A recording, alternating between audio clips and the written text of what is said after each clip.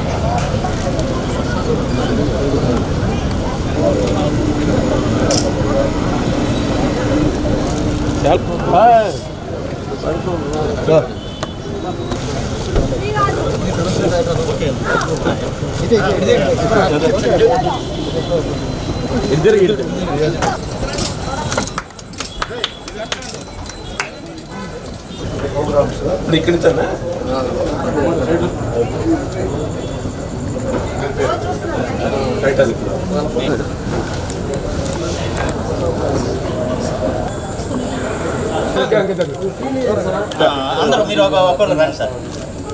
Sir అయిపోయిన తర్వాత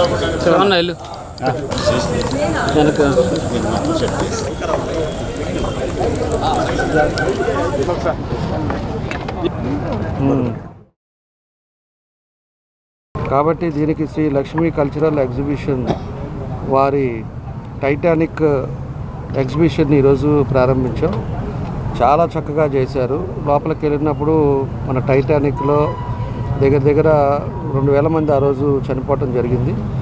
ఆ సినిమా అందరం చూసాం.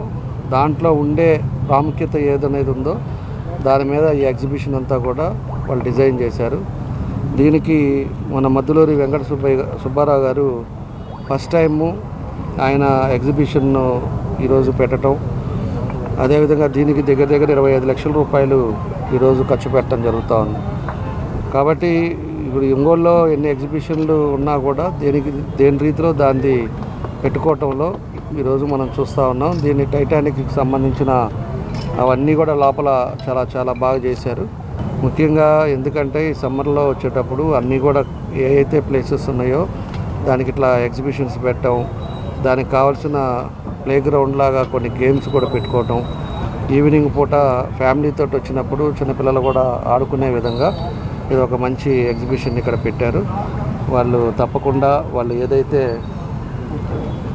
ఏదైతే సంకల్పంతో పెట్టారో అది తప్పకుండా సక్సెస్ అవ్వాలని కోరుకుంటూ ఇలాంటి మంచి కార్యక్రమం ఎప్పుడూ లేని విధంగా ఈరోజు మన ఒంగోలులో ఇక్కడ ఒక చెరువులో పెట్టారని చెప్పి కూడా ఈ సందర్భంగా ఈ యొక్క మంచి ఎగ్జిబిషన్ని ఒంగోలు నగర ప్రజలందరూ కూడా సద్వినియోగం చేసుకొని ఎంటర్టైన్మెంట్ కోసం మంచి అవకాశం ఉన్నటువంటి టైటానిక్ షిప్ లోపల సెట్టింగ్ వేశారు.